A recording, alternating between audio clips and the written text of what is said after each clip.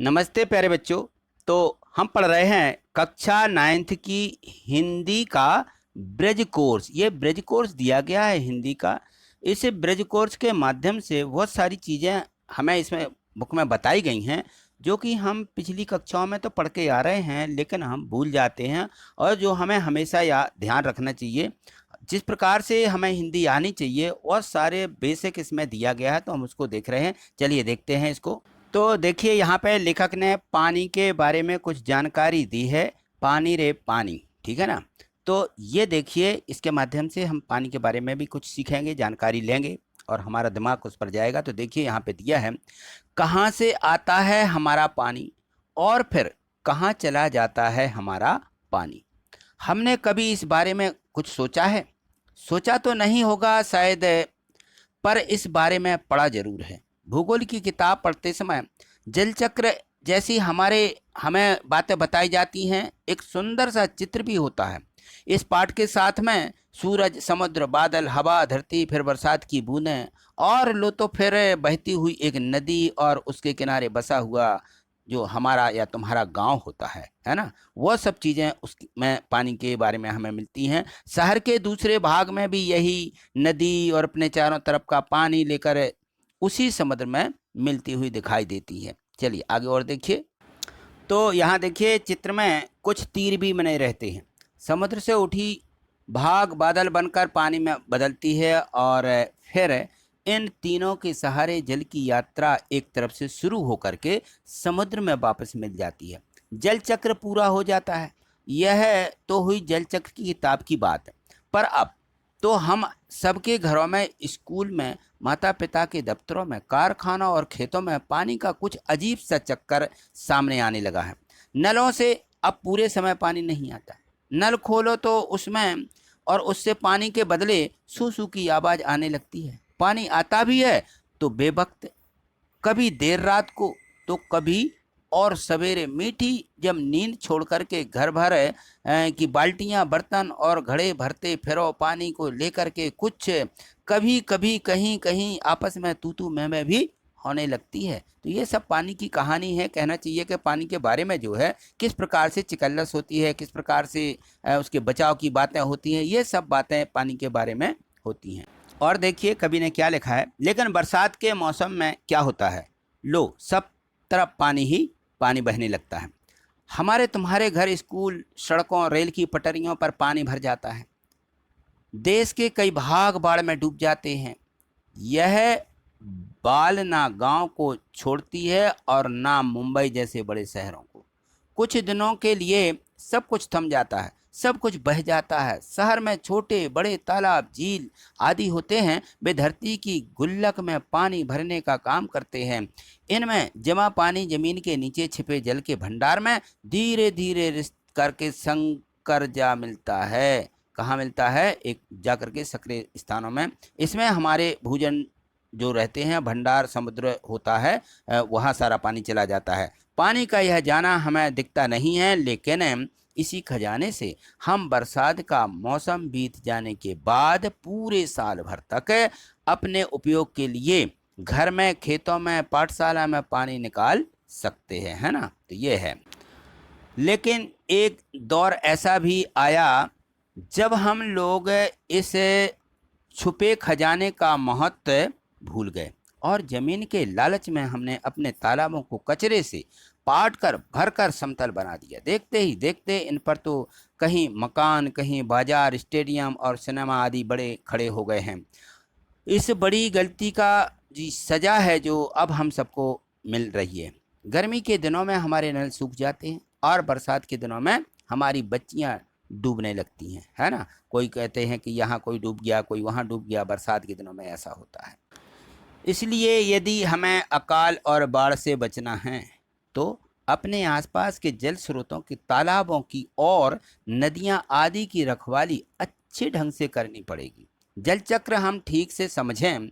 जब बरसात हो तो उसे थाम लें, अपना भूजल भंडार सुरक्षित रखें, अपनी गुल्लक भरते रहें, यानी पानी भरते रहें। तभी हमें ज़रूरत के समय पानी की कोई कमी नहीं आएगी। यदि हमने जल चक्र का ठीक उपयोग नहीं किया तो हम पानी के चक्कर में फंसते चले जाएंगे। तो ये थी पूरी पानी की कहानी, ठीक है ना। अब देखिए इसके प्रश्न उत्तरों को। यहाँ देखिए दिया गया है कार्यपत्रक एक। अब यहाँ लिखा है कि श्रुतलेख यानी शिक्षक द्वारा बोले गए शब्दों को लिखिए। तो शिक्षक जो है इस पाठ के माध्यम से इस प्रकार के कठिन शब्दों को बोलेगा, ये हमसे बनना चाहिए। बरसात, चारों तरफ, रिस्कर, स्टेडियम, खजाना, बेवक्त, गुल्लक, समतल। तो इस ये प्रकार से कुछ कठिन शब्द आए हैं, इनको जरूर हमें अच्छे से सीख लेना है। चलिए आगे देखिए। कार्यपत्रक 2 दिया गया है। यहाँ देखिए दिया है कि कोष्टक में दिए गए शब्दों को उनके अर्थानुसार रिक्त स्थान में लिखिए।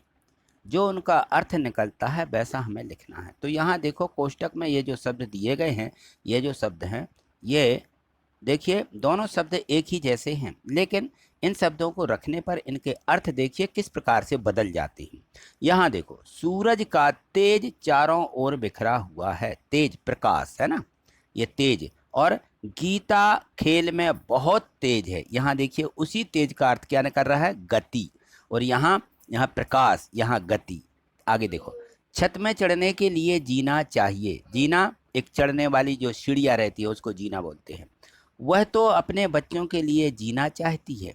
हाँ देखो जीना यानी हमें क्या है, यानी हमें पूरा जीवन बिताना है। जीना एक वह जीना है और एक जीना हमारी सीढ़ियाँ होती हैं।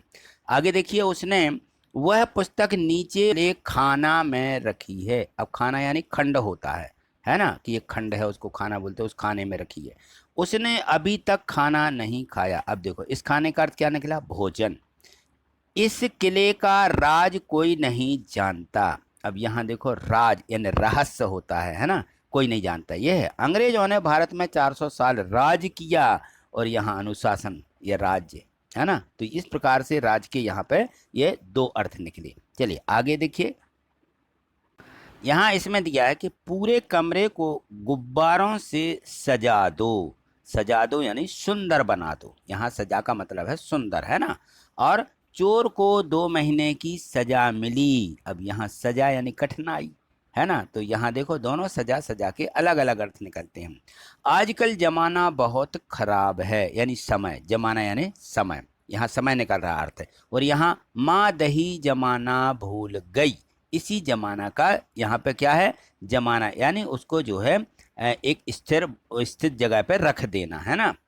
तो इसको बोलते हैं जमाना। और यहाँ देखिए साथ में दिया है घास में सांप फन फैलाए बैठा है। तो यहाँ एक फन का मतलब है कि एक जो जीव रहता है उसका ये मतलब चेहरा है ना, उसको फन बोलते हैं। और जादूगर अपने फन में माहिर है। तो यहाँ फन का मतलब क्या है, यहाँ फन का मतलब है कि बहुत मजा आ गया, मजा आ गया मतलब है। जादूगर जो है फन में माहिर है, यानी अपनी कला में माहिर है। तो यहाँ फन का मतलब इस प्रकार से निकल रहा है, ठीक है। चलिए आगे देखिए। यहाँ देखो कार्यपत्रक जो 3 दिया गया है, इसमें है पानी के महत्व पर एक अनुच्छेद लिखिए। पानी का क्या महत्व है उस पर हमें कुछ शब्द लिखना है। हमने वह पानी वाला पाठ पढ़ा है। तो यहाँ देखो जल के बिना कोई भी पेड़ पौधे विकसित नहीं हो सकते। बिल्कुल सही है। इस प्रकार से वह मुरझा जाते हैं और सूख जाते हैं। सूख, बड़ों की मत्ता लगा लेना, सूख जाते हैं। मनुष्य को जीवित रहने के लिए पेड़ पौधों का जीवित रहना उतना ही आवश्यक है जितना मनुष्यों के लिए। खेत में ऐसी कई सारी फसलें हैं जो जल के द्वारा ही संभव हो सकती है, जैसे कि गेहूं, मक्का, चावल, सोयाबीन, धान, चना, सरसों आदि, है ना। जल का हमारे मानव जीवन में महत्वपूर्ण स्थान है। तो इस प्रकार से एक छोटा सा अनुच्छेद हमें क्या था, लिखना था। तो ये बातें जो आपके दिमाग में आए वो आप यहाँ पे लिख सकते हैं, ठीक है। चलिए आगे देखिए। अब यहाँ देखो कार्यपत्रक जो 5 दिया गया है, इसमें है पर्यायवाची। जब कई शब्दों से एक ही अर्थ की प्राप्ति हो तो वो पर्यायवाची शब्द कहलाता है। क्या कहलाता है, पर्यायवाची। कि शब्द अलग अलग रहते हैं लेकिन उनका अर्थ एक ही निकलता है। जैसे देखो बादल, बादल को मेघ भी कहते हैं, घन भी कहते हैं, जलधर कहते हैं, नीरद कहते हैं, जलद भी कहते हैं। इतने ढेर सारे ये बादल के पर्यायवाची हैं। तो यहाँ पे देखिए दिया है कि इसी प्रकार आगे दिए गए शब्दों के 3 पर्यायवाची शब्द लिखिए। तो यहाँ देखो सबसे पहले दिया गया है जल। जल को क्या बोलते हैं, नीर बोलते हैं, पानी बोलते हैं, वारी बोलते हैं और अमृत बोलते हैं। और फिर दिया है बादल। बादल का देखिए अभी यहाँ पड़े हैं तो यही है, मेघ, जलधार, घन, नीरद, ये बादल होते हैं। भोर, भोर यानी क्या था, सवेरा। प्रभात, प्रातः, सूर्योदय, ये और भी शब्द हैं इसके। सूर्य, सूर्य को बोलते हैं रवि। ये रवि बड़ी की मात्रा नहीं लगाना, छोटी की मात्रा लगा देना, ऐसा रवि, रा वा में छोटी की मात्रा भी रहता है, रवि। भास्कर, दिनकर। और ये समुद्र, जलधि, ला में आ की मात्रा नहीं है, गलत है, जलधि। सागर, नीर, निधि, ठीक, ये जो है समुद्र के पर्यायवाची हैं। हवा, हवा को वायु बोलते हैं, समीर बोलते हैं, पवन बोलते हैं। नदी को तरनी, सरिता, तटनी, ठीक। बरसात को चौमासा भी बोलते हैं, बारिश भी बोलते हैं, और वर्षा ऋतु भी बोलते हैं। तो इस प्रकार से ये जो यहाँ पे दिए गए थे इनके ये पर्यायवाची शब्द हुए। चलिए आगे देखिए। यहाँ देखिए कारपत्रक 6 दिया गया है, इसमें है कि विलोम। विलोम किसे कहते हैं, जिस शब्द से किसी दूसरे विशिष्ट शब्द का उल्टा अर्थ निकले उसे हम कहते हैं विलोम। विलोम यानी उल्टा अर्थ वाला, ठीक है ना। जैसे यहाँ अंधकार, अंधकार यानी अंधेरा लगा रहता है तो उसका उल्टा प्रकाश। जैसे अज्ञान, अज्ञान का उल्टा इन्होंने बताया कि ज्ञान होता है। वैसे ही हमें क्या करना है, इनके यानी विपरीत शब्द लिखना है, विलोम लिखना है। इसी प्रकार आगे दिए गए शब्दों के विलोम शब्द लिखना है। एवं बताया कि वाक्य बनाकर भी लिखिए, उस शब्द का हमें वाक्य भी बनाना है जो शब्द दिया है, ये शब्द दिया गया है। तो यहाँ शब्द दिए गए हैं, यहाँ विलोम हमें लिखना है। तो देखिए जैसे धरती है, धरती का विलोम क्या हो जाएगा, आकाश, ठीक है ना। धरती का विलोम आकाश। अब धरती का हमें क्या बनाना, वाक्य बनाना है। तो हमने बना दिया कि धरती पर 71% जल है, इस प्रकार से हमें वाक्य बनाना। लाभ, लाभ का विलोम हानि। दुकानदार हमेशा लाभ कमाने की सोचता है, ये वाक्य बन गया। रात, रात का उल्टा होता है, विपरीत विलोम होता है दिन। रात में आकाश में चंद्रमा दिखाई देता है, ठीक। जीवन, जीवन का मरण, जीवन जो होता है, जो जीव जीते हैं उसको जीवन बोलते हैं, और उसका उल्टा होगा मरण। व्यक्ति का जीवन संघर्षपूर्ण होता है, ठीक। सदुपयोग, सदुपयोग का उल्टा होगा दुरुपयोग। हमें वस्तुओं का सदुपयोग करना चाहिए। पुण्य, पुण्य का उल्टा हो जाएगा पाप, पाप। जीवन में व्यक्ति पुण्य कमाना चाहता है, पुण्य का ये वाक्य बन जाएगा। देश, देश का उल्टा विदेश। हमारे देश का नाम भारत देश है, ठीक। बुझाना, बुझाना यानी जलाना। अब बुझाना का विपरीत जलाना। रात में दीपक बुझाना नहीं चाहिए, ये बुझाने का जो है वाक्य इस प्रकार से बन जाएगा, ठीक है। तो आज इतना ही। आगे जो और भी इसके पाठ दिए गए हैं उन सभी को समझने के लिए आप जो है चैनल को सब्सक्राइब करके रखिए और वीडियो को लाइक कर दीजिए। देखिए मैं आपको बता रहा हूँ, यदि चैनल को सब्सक्राइब नहीं किया होता है तो ये रेड से दिखता रहता है। यदि रेड आपने सब्सक्राइब नहीं किया तो इसको क्लिक कर लीजिए, और ये रहता है वीडियो को लाइक करना। तो यहाँ भी आप क्लिक कर लेते हैं तो वीडियो क्या हो जाती है, यदि पसंद है तो आपने लाइक किया, ये हमें पता भी चल जाता है कि आपने लाइक किया है, यानी आपको पसंद है, ठीक है ना। तो इस प्रकार से हमें करना है। देखिए यदि हम सब्सक्राइब कर लेते हैं, देखिए मैंने सब्सक्राइब किया तो इस प्रकार से दिखने लगता है, और ये जो है बेल आइकन नोटिफिकेशन की घंटी भी रहती है, इसको भी क्लिक कर लेते हैं तो आपके पास नोटिफिकेशन पहुँचते रहेंगे। और ये रहता है लाइक का चिन्ह, तो आप इसे भी क्लिक कर देते हैं तो ये हमें इस प्रकार से दिखने लगता है और आपको भी ये ब्लैक दिखने लगेगा, ठीक है। तो चैनल को सब्सक्राइब करने का मतलब यह होता है कि आपको वीडियो को सर्च नहीं करना होगा, सीधी आपके जैसे अपलोड होती है तो आपके चैनल पर आपको दिखने लगेगी, ठीक है। थैंक यू, धन्यवाद।